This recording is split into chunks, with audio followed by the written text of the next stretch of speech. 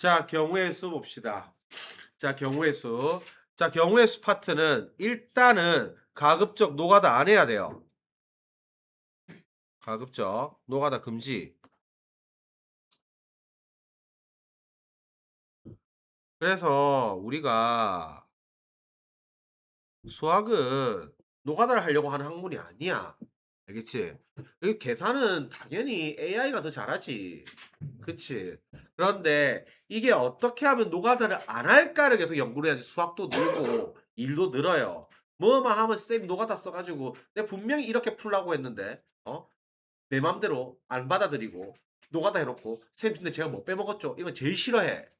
제발 시켜준 대로 가세요. 그래서 우리가 아파트 같은 경우에는 지금까지 인제 했던 앞에 지금 방식부터 해 가지고 우리가 지금 부등식까지 했던 파트들은 풀이 방법이 하나밖에 없어요. 다 그렇게 풀어야 돼. 알겠지? 근데 왜 이렇게 풀어야 되는가를 보는 거고 경우의 수 순열 조합은 이리 풀어도 되고 저리 풀어도 되는 경우가 많아요. 그러면 선생님이 다 추천을 해줄 테니까 추천해 주는 방식대로 푸세요. 만약에 이제 두 가지 이상 푸는데 우리가 이제 이쪽 파트는 제일 문제가 뭐냐고 하면 내가 이 풀이 방식을 두 가지를 알고 있어. 그래서 이렇게 풀고 저렇게 풀었는데 답이 다르게 나왔어. 그런데 둘 다 보기에 있어, 선지에. 그러면 둘 중에 하나 찍어야 되잖아. 그러면 뭘로 찍어야 된다? 내가 추천해 주는 방식으로 찍어야 된다. 왜? 다른 방식이 틀렸을 중간에 함정 빠졌거나 실수가 날 확률이 높기 때문에 그래요. 알겠지? 그러니까 반드시 쌤이 풀어 주는 거랑 똑같은 방식으로 푸세요. 서술에 그대로 갖다 박아도 상관없어요. 알겠지? 그러니까 고렇게 체크를 하고 들어갑니다. 노가다를 한다 하더라도 규칙적으로 노가다 해야 돼요. 자, 경우의 수. 자, 경우의 수의 뜻은 결과 순서상의 수입니다.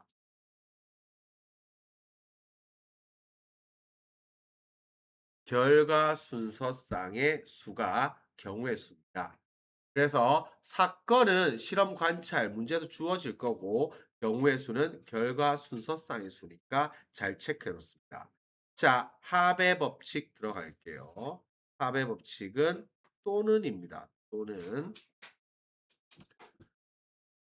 자, 또는은 무조건 합집합이에요.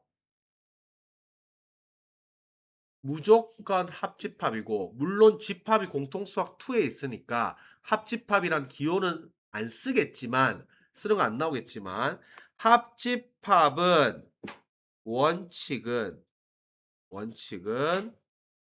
포함배제 법칙입니다. 포함배제 법칙. 물론 포함배제 법칙이라는 말도 고등학교 때는 안 나와요.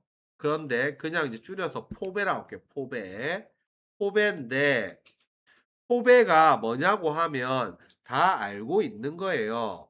이게 NA 합비는 NA 더하기 NB 빼기 NA 교비 요거 집합할 때 배워서 알고 있죠. 그래서 요거 포함시키고 요거 배제시키고 그래서 포함 배제 법칙이고 요걸 빼는 이유는 중복 때문에 한번 빼주는 거죠.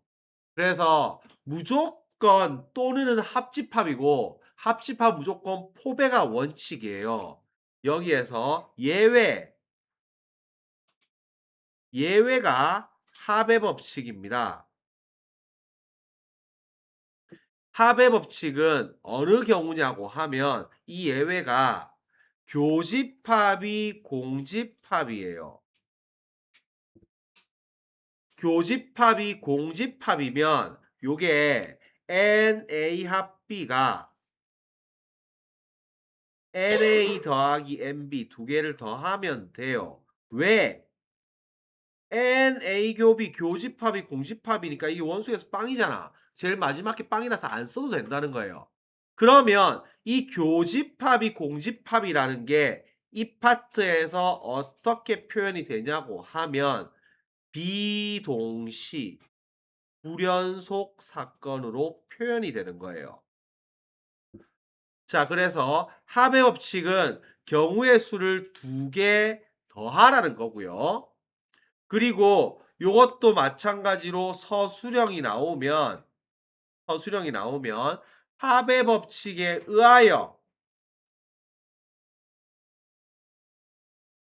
합의 법칙에 의하여 이 말을 꼭 써주세요.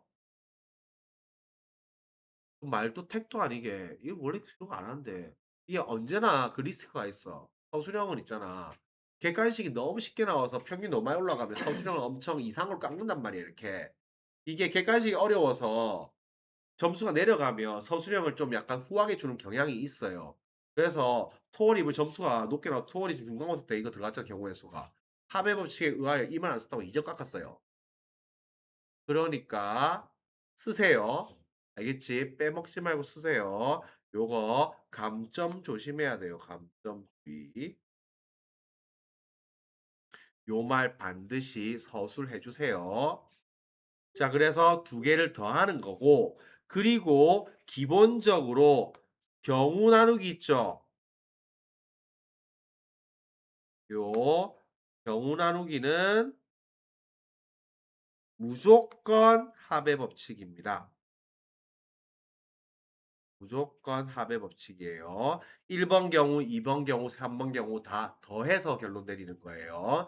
그래서 요렇게 잡아냅니다. 그래서 합의 법칙은 일단은 비동시 불연속 사건에서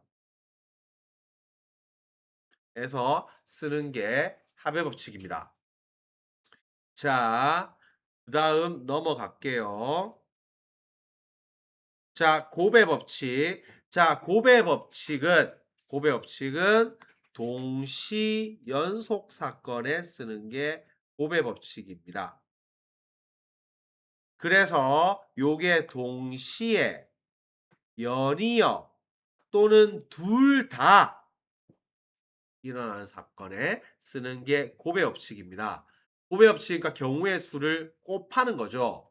그런데 얘도 우리가 기본적으로는 요게 동시에 연이어 둘 다 얘네들은 교집합입니다. 그런데 교집합은 요쪽은 원칙이 자, 하나만 다시 정리하면 자, 독립과 종속 하나 개념 잡고 갈게요. 독립과 종속. 물론 확률과 통계에서도 나오는데 과학에서도 나오고 어차피 쓰는 개념이에요.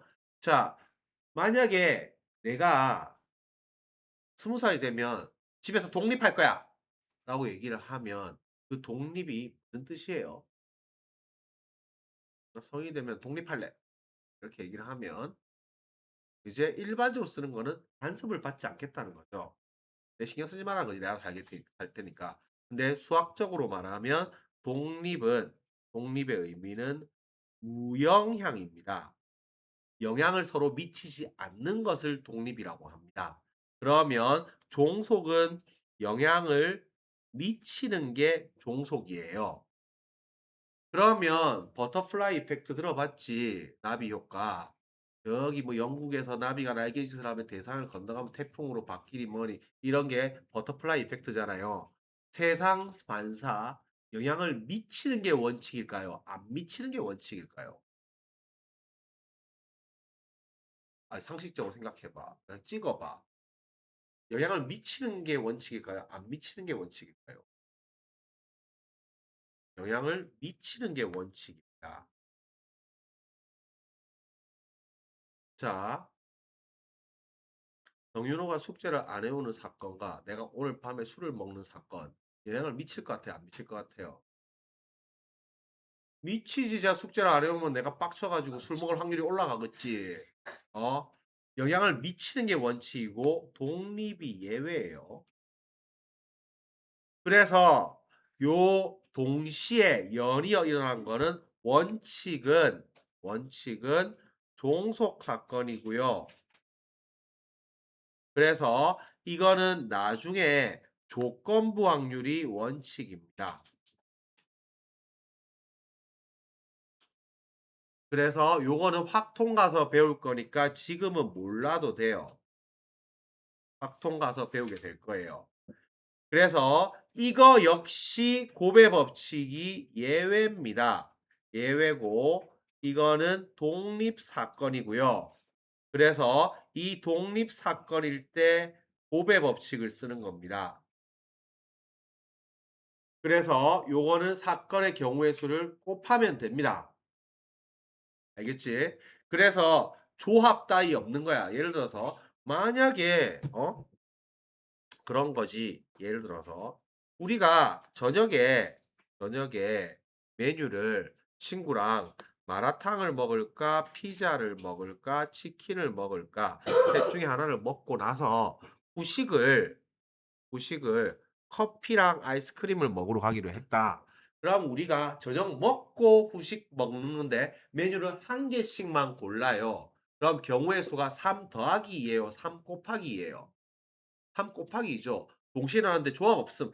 "야 씨 마라탕 먹으면 입이 매우니까 아이스크림을 먹어야지." 이런 거 따위 없음. 뭘 고르고 영향을 안 받는 거야.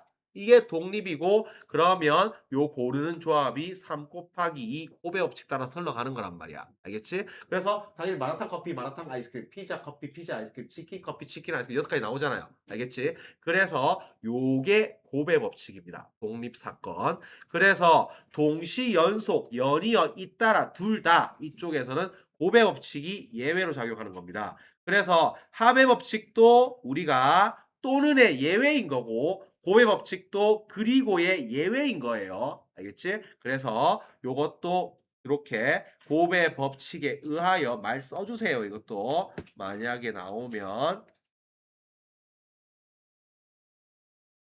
의하여 서술형 나오면 요쪽도 써줍니다. 그래서 혹시나 이런 거 까는 거 보는데 이해가 안 가는데 문제를 갖다 난이도 있게 내면 되지. 하여튼 간에 그래도 우리는 조심해서 가야 돼. 그래서 요렇게 체크해 놓고 오늘 일단 진도는 여기까지 갈게요.